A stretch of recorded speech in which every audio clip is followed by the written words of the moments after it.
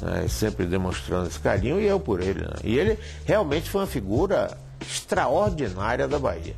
Ainda pouco lembrada, pouco esquecida, eu acho que até uma injustiça, porque ele realmente foi uma figura que mudou muito a Bahia. Claro que com defeito, quem é que não tem, né? Mas muito importante, e para mim foi um convívio com ele, foi extraordinário. Eu aprendi muita coisa com ele. Como é um homem bem-sucedido em tudo que faz, não poderia ser diferente quando entrou para o mundo radiofônico. Você conhece o Mário? Você conhece o Mário? O Mário tá na área, não tem paro para o Mário.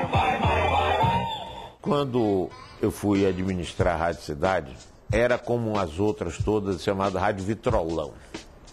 E na época as gravadoras é que mandavam. Tinha aqueles representantes das gravadoras que davam brindes, presentes e outras cositas más. Aí eu fiquei lá um tempo olhando e digo, olha, eu não estou satisfeito com isso não. Aí o jornalismo era aquele corta e cola, porque é obrigado pela lei ter o mínimo de 3 minutos, sei quantos minutos por dia de jornalismo.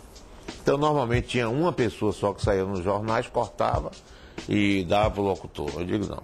Aí comecei a fazer um programa, eu e uma locutora, de meia hora de noite, no horário de 6 horas, e sem me identificar, não dizia quem era que estava falando. Aí começou e tal, ver um negócio mais ou menos. Aí um ouvinte até virou para mim e disse, Mário, pare de ler notícias e faça os comentários. Aí eu chamei Paulo Germano para trabalhar, e ele com essa locutora, Angelita, eles começaram a ler notícias e eu comecei a comentar. E aí surgiu então aqui no rádio a figura do âncora. Que no princípio as pessoas reagiam, mas que opinião é essa? Eu digo, olha, a notícia está aqui, agora a opinião eu dou o que eu quiser, pô. E aí esse programa aumentou um pouco mais, eu resolvi fazer mais meia hora de manhã. Aí foi começando a ter, não tinha participação de ouvinte. Depois, e Norma Rangel foi uma peça-chave nessa história. Ela era produtora, me ajudava muito. Depois eu resolvi fazer o Jornal do Meio-Dia. E um jornalista que trabalhava comigo disse, absurdo, não tem como fazer, não sei o quê. Vamos fazer. E um famoso marqueteiro baiano, que se diz especialista em marketing, eu não quero dar o nome, mandou uma carta para mim dizendo, você não está vendo que você vai saturar? Essa altura o pessoal sabia que era eu.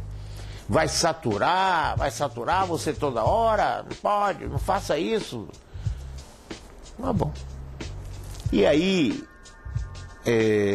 o programa foi crescendo, a audiência aumentando, a gente sentiu que a audiência foi aumentando, muita gente começou a mandar recado, você está fazendo isso porque você é candidato, vai ser candidato na próxima eleição.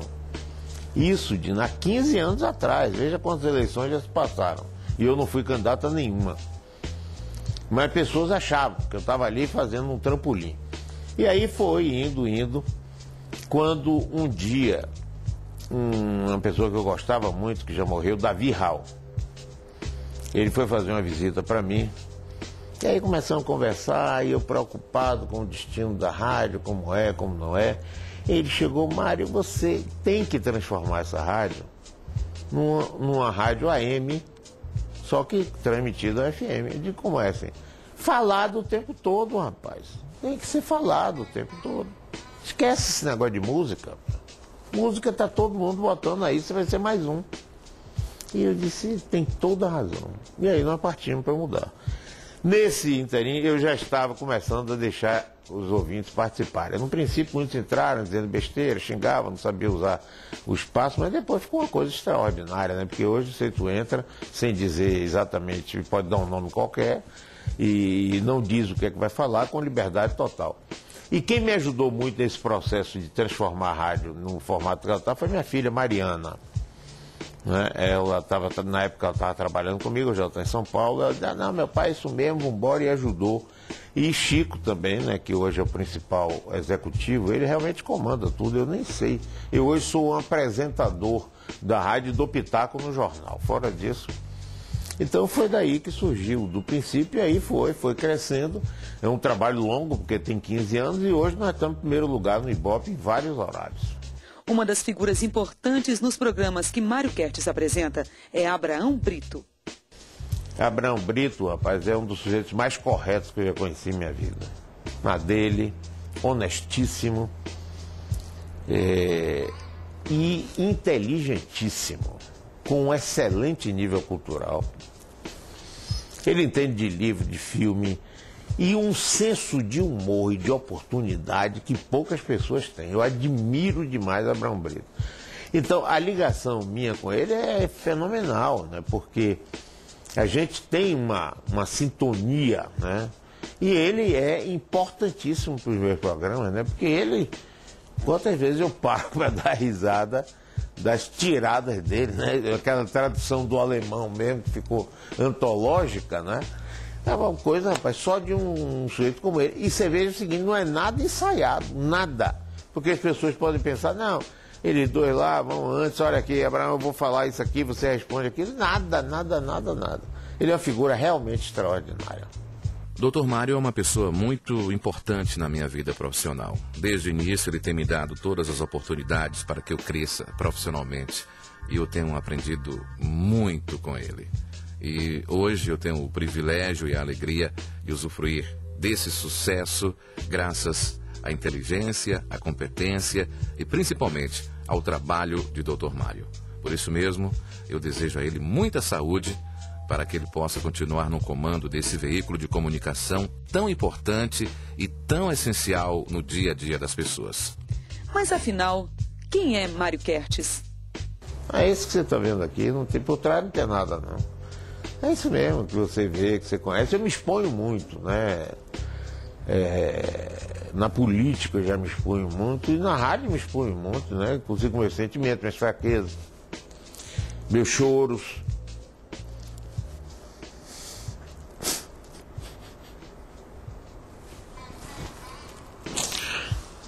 É muito difícil para mim, mas eu vou muito em São Paulo, né? Teve uma época que todos 5 moravam lá, inclusive Chico, né? Era pior ainda. Hoje Chico está aqui, eu tenho lá 4 filhos e 4 netos. Para o ano eu tenho um filho aqui e vou ter um neto aqui também, o que é bom. Eu viajo muito, né? E quando eu viajo, eu sempre vou fim de semana, normalmente. Às vezes eu passo alguns dias lá. Aí a gente se encontra todas as horas, a gente almoça junto, a gente sai junto, a gente janta junto. Então isso permite que a intimidade não seja quebrada, entendeu? Porque o que eu acho mais importante não é só o problema do amor, mas é o problema da intimidade, entendeu? Você não perder a intimidade com seus filhos e ele com você, né? Então quando eles vêm aqui, eles entram, bagunçam, quer dizer, isso é como se fosse a casa deles. A mesma coisa eu lá, né? Então a gente tem muito essa intimidade. Agora é claro, né, que a gente perde algumas coisas, né? Porque uma coisa é você estar todo dia na mesma cidade, se vendo, falando, outra coisa. Agora eu falo com eles todo dia pelo telefone, todos os dias, rigorosamente, eu faço minha conferência telefônica com eles. Não tem como não fazer. Além de e-mail hoje com internet, né? Eles viajam, por exemplo, e viajam muito para o exterior, né? Sobretudo para trabalhar. Na hora de viajar, liga para mim, na hora que chega, manda o torpedo. Cheguei, pai. Eu tenho um amor muito grande por ela e ela é uma figura realmente extraordinária. Uma das melhores figuras que já passaram pela minha vida, sem dúvida nenhuma. Ela, além de ter um amor enorme por mim, ela é muito carinhosa, muito cuidadosa.